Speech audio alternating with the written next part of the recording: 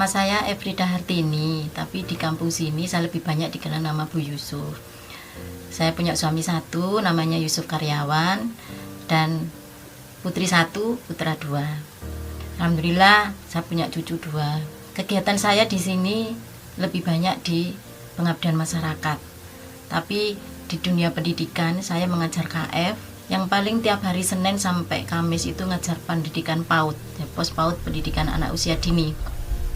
Alhamdulillah saya mengajar PAUD sudah hampir kurang lebih 10 tahun. Untuk KF sendiri itu 7 tahun. Pekerjaan saya setelah KF dan PAUD itu saya juga aktif di PKK di Pokja 2, yaitu pendidikan dan keterampilan, itu di kelurahan.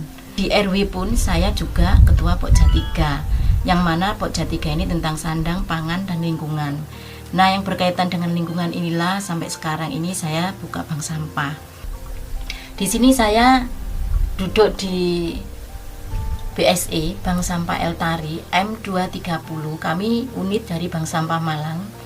Mulai tahun 2013 Januari itu kita mendirikan Bank Sampah. Alhamdulillah dengan adanya kegiatan-kegiatan Bank Sampah ini sekarang ada 5 bank sampah dari 11 RW. Di sini saya buka bank sampah jadi tahun 2013 sampai sekarang bisa bertahan. Dan di sini kita mengajarkan tentang perekonomian, mulai menabung sampah itu diawali dari rumah tangga.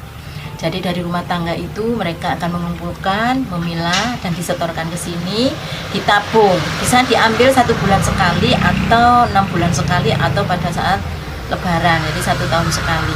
Di satu sisi kita kawasan Rumah Pangan Lestari itu ada budidaya ikan lele. Di sini bank sampah kita ada buktinya, ada 3 kolam.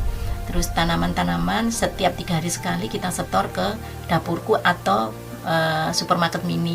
Kalau untuk kerajinan ini, kerajinan bank sampah ini, kita ada yang dari sablon. Sablon ini juga bisa kita manfaatkan, dari dijual seperti ini, bisa dijual seperti ini yang berbentuk sudah recycle-nya. Jadi bisa dibuat tikar atau tas. Kalau sudah dijual, jadi seperti ini sudah dipilah, ya, terus sudah dicuci bersih dulu, dipilah, dijadikan recycle seperti ini akan menjadi mahal harganya. Sebenarnya ini adalah bisnis abadi dari sampah. Tinggal kita pintar-pintar mengolah sampah ini, bagaimana mau diapakan. Nah, tapi kita harus mencari jaringan. Nah, jaringan inilah yang menjadi UKM kita, UKM yang akan mengembangkan usaha kita. Kita tidak akan bingung, apalagi bank sampah ini kalau dikatakan batinya berapa, hasilnya berapa, tidak bisa dilihat dari itu. Tapi kita keuntungannya dari baju daur ulang seperti yang saya buat di sini, disewakan, dijual. Dan untuk yang kegiatan lainnya itu bisa kita arahkan dengan menjual ilmu. Nah, menjual ilmunya apa? Ayo, tukar-tukaran, barter. Jadi ada yang punya barang, kita punya ilmu. Kita tukar-tukaran itu tadi, kita ngajari ilmu ke mereka, cara pembuatannya. Nah, dia bisa menjual ke kita. Contoh-contoh itu yang kita bisa berikan tentang daur ulang bank sampah M230 yang ada di Kelurahan Cemoro Kandang, Kecamatan Kedung Kandang, yang mana kami lebih banyak yang ikut gabung di sini nasabahnya adalah ibu-ibu rumah tangga dan ada anak-anak dari pos PAUD ada. Mereka juga tidak diajari tentang memilah sampah, tapi diajari cara membuat kursi. Ya. Tentang pendidikan, saya ini lulusan dari paket C, tapi saya bisa meraih D3 Teknologi Informatika.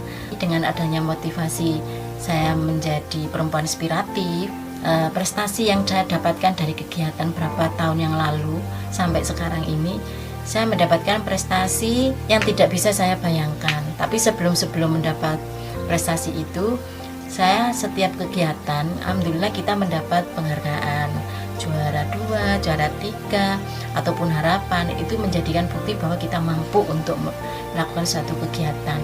Sedangkan untuk perempuan inspiratif Kota Malang, alhamdulillah tahun 2017 April kemarin itu saya memberikan hadiah kepada bapak saya waktu masih hidup.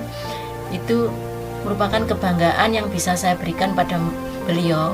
Saya menjadi juara 3, menjadi perempuan inspiratif Kota Malang yang waktu itu diadakan oleh BKKBN yang sekarang diganti DP3 P2KB. Tapi sebenarnya semua adalah kemauan dan keberanian bahwa kita mampu itu dengan buktikan dengan kegiatan. Kegiatan itu sendiri yang akan memberikan prestasi-prestasi bahwa kita bisa melakukan. Kalaupun pada saat kita bilang tidak, ya kita tidak bisa. Tapi kalau kita bisa melakukan dan mampu, Allah akan memberikan kekuatan pada kita bahwa kita bisa. Nah, dari yang tahun 2018 itu masuk 21 perempuan inspiratif yang mengadakan waktu itu FM sama Natur E.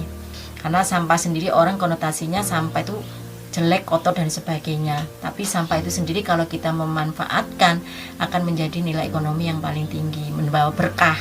Jadi berkah untuk kita yang mau melakukannya. Kesan pesan terhadap semua warga yang mungkin bisa melihat dengan adanya kegiatan ini, ayo jangan berputus asa. Pertama, jangan patah semangat, jangan bilang saya tidak bisa, tapi harus bisa. Karena saya bisa merasakan waktu itu saya tidak bisa IT, saya sekarang bisa. Terus dengan kegiatan-kegiatan yang pernah saya takuti, ternyata saya berani melakukan, akhirnya saya bisa. Di situ jangan bilang saya nggak bisa, ya nggak bisa. Tapi kalau bisa, ya bisa. Alhamdulillah. Terus untuk yang ibu-ibu muda, jangan putus asa bahwa di rumah pun sambil merawat anak-anak bisa melakukan kegiatan yang menghasilkan income, meskipun itu tidak banyak tapi sedikit demi sedikit akan menjadi bukit.